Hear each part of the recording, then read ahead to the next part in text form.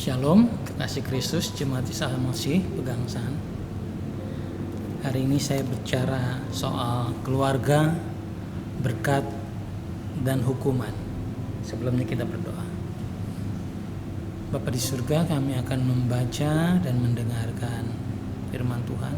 Kami akan merenungkannya. Kami mohon kiranya Roh Kudus berkenan menolong kami untuk memahaminya. Dan lebih dari itu untuk dapat mengaplikasikannya dalam hidup keseharian kami. Dalam nama Kristus Yesus kami mohonkan ini. Amin. Baik, saya ulangi, tema kita adalah keluarga, berkat, dan hukuman.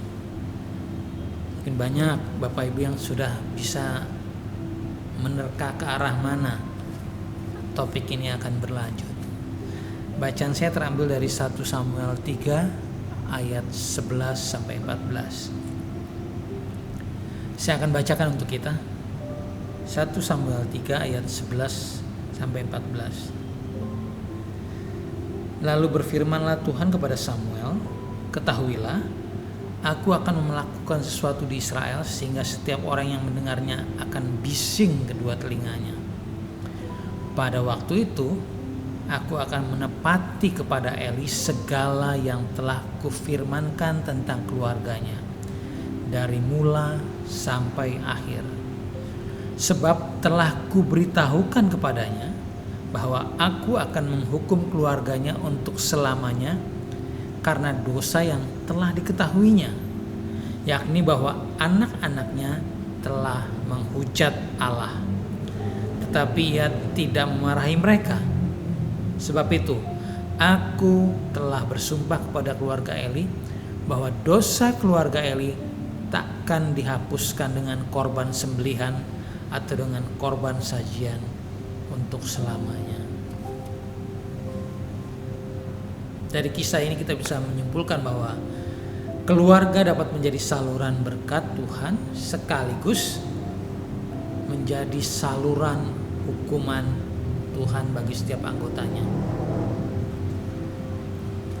Eli, imam besar Israel sebelum Nabi Samuel, menjadi penyebab petaka bagi seluruh kaum keluarganya. Penyebabnya tertulis jelas dalam tanda kutip ya, curhatan Tuhan kepada Samuel. Karena Eli membiarkan anak-anaknya menghujat Tuhan. Eli dicatat Alkitab menjadi hakim bagi bangsa Israel selama 40 tahun. Seperti Musa yang memutuskan banyak hal bagi masyarakat Israel berdasarkan hukum Tuhan.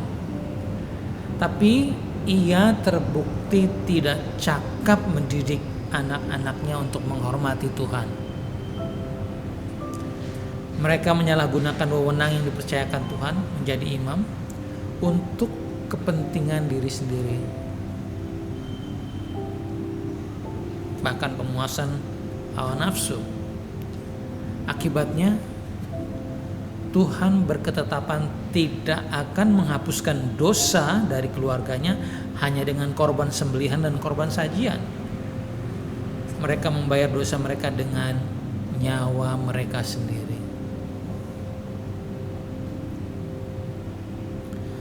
Hal serupa sebelumnya terjadi dalam keluarga Akan bin Karmi bin Zabdi bin Zerah dari suku Yehuda. Dalam kitab Yosua itu dicatat, ia tidak menghormati perintah Tuhan dengan mengambil jarahan perang. Akibatnya seluruh anggota keluarganya, bahkan harta miliknya, dibawa ke lembah Akor, dibakar dan dilempari dengan batu. Satu perbuatan anggota keluarga berdampak pada anggota keluarga lainnya. Rasul Petrus maksud saya juga mengingatkan para suami, misalnya dalam suratnya 1 Petrus 3 ayat 7. Suami diminta untuk mengasihi istri. Kenapa? Perhatikan ini, demikian juga kamu, hai suami-suami, hiduplah bijaksana dengan istrimu sebagai kaum yang lebih lemah. Hormatilah mereka sebagai teman pewaris dari kasih karunia, yaitu kehidupan, supaya doamu jangan terhalang. Wow. Berkat Tuhan bagi kepala keluarga akan terhalang oleh sikapnya yang tidak bijaksana terhadap istri. Lalu sikap yang bagaimana yang baik, yang harus kita terapkan dalam sebuah keluarga, yang harus kita jadikan pedoman. Saya mencatat misalnya Mazmur nomor 133 ayat 1, berisi nyanyian ziarah Daud. Sungguh alangkah baiknya dan indahnya apabila saudara-saudara diam bersama dengan rukun.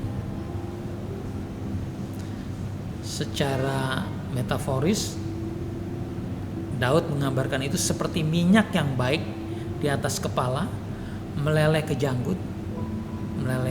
janggut Harun dan ke leher jubahnya, seperti embun gunung Hermon yang turun ke atas gunung-gunung Sion.